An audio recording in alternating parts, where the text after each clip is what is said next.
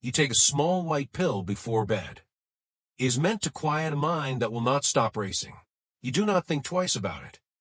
But for most of human history, that pill did not exist, and the racing mind did not simply go untreated. It was met with something else entirely, something far stranger, far more communal, and in some ways, far more effective than you might expect. This is not a story about primitive people fumbling in the dark. It is a story about humans solving the same problem you are solving tonight with the only tools they had.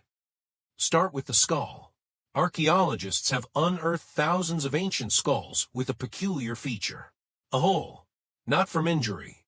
Not from violence. Carved deliberately, carefully, with the surrounding bone, showing signs of healing.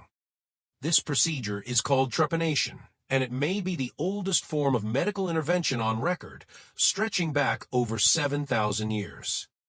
Why would anyone cut a hole into a living person's head? For decades, researchers assumed it was purely superstition, an attempt to release evil spirits trapped inside the skull. But the anthropologist John Verano, who spent years studying trepan skulls from ancient Peru, found something the superstition explanation could not account for. Survival rates were remarkably high. Some skulls show multiple heel trepanations on the same person, meaning they lived through the surgery more than once.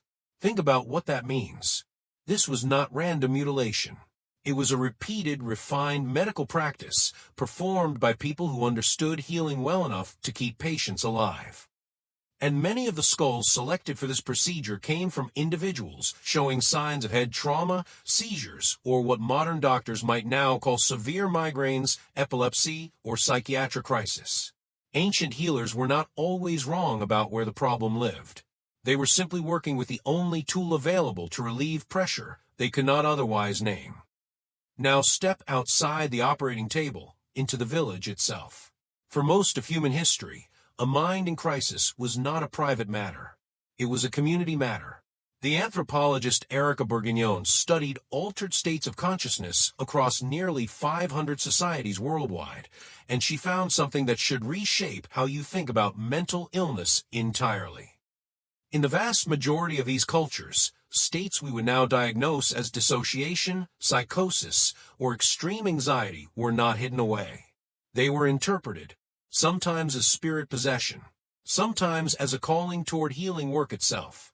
The person experiencing the crisis was often brought into ritual, given a role, a name for what was happening to them, and a community witnessing every step of it. Compare that to how a mental health crisis is often handled today. Alone in a quiet room behind a closed door with a phone as the only witness. Something was lost in that transition, and something strangely was measurable. In the 1970s and 1980s, the World Health Organization ran one of the largest cross-cultural studies of mental illness ever conducted. Led by researcher Asen Jablonski, the study tracked people diagnosed with schizophrenia across multiple countries, comparing outcomes between industrialized nations and non-industrialized ones. The results surprised almost everyone involved.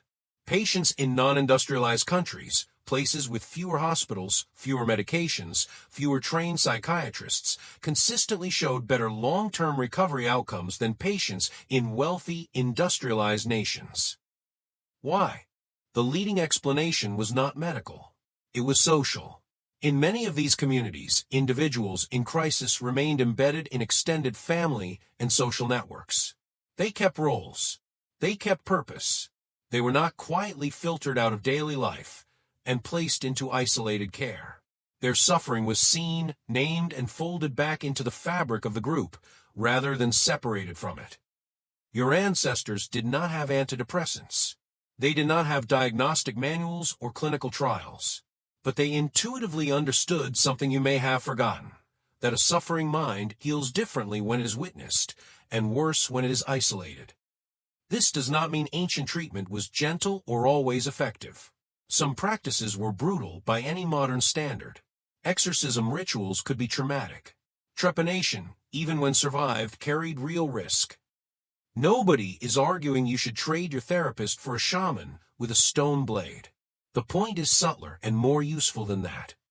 Every culture in human history has had to answer the same terrifying question. What do you do when someone's mind stops working the way it should? And across thousands of years and thousands of societies, one thread appears again and again, whether the tool was a ritual dance, a carved hole in the skull, or a village elder sitting beside a suffering person through the night. The mind was never meant to break alone.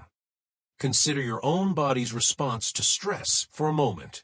Your nervous system did not evolve in a world of solitary bedrooms and closed doors. It evolved in bands of 20 to 50 people, where every emotional state you felt was visible to someone else within minutes. Fear was witnessed. Grief was witnessed. Even confusion and breakdown were witnessed, because there was nowhere private enough to hide them. That wiring did not disappear just because houses got bigger and doors got sturdier.